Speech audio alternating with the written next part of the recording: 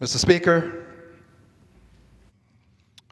once again I rise because I love my country. I am proud to say that I am an American.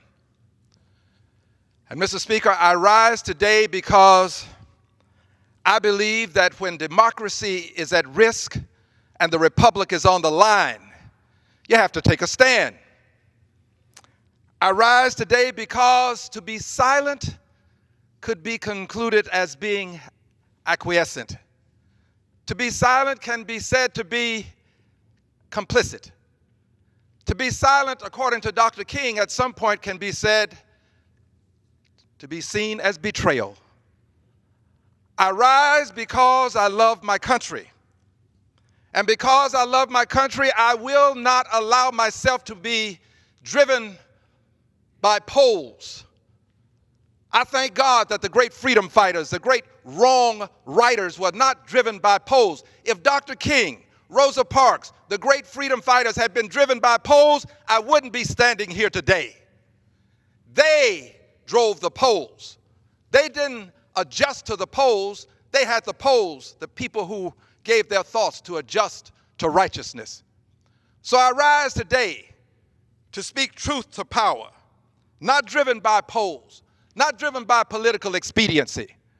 I rise today to let the world know that our country is better than what we saw in Helsinki. I rise today to say to my colleagues, we have to act. Yes, we can talk about all of the atrocities imposed upon our society by this president, but that's not enough.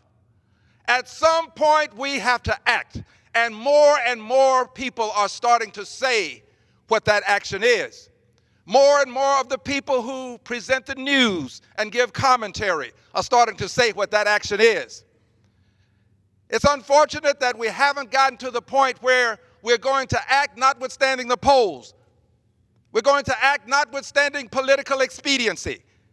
We're going to act because there's a moral imperative to remove a president from office who puts democracy at risk and the republic on the line. There's a moral imperative for us to take a stand, and we can do all of the things that can lead up to what the framers of the Constitution afforded us. We can do many things, but Article 2, Section 4 of the Constitution was created for a time such as this and a president such as Trump.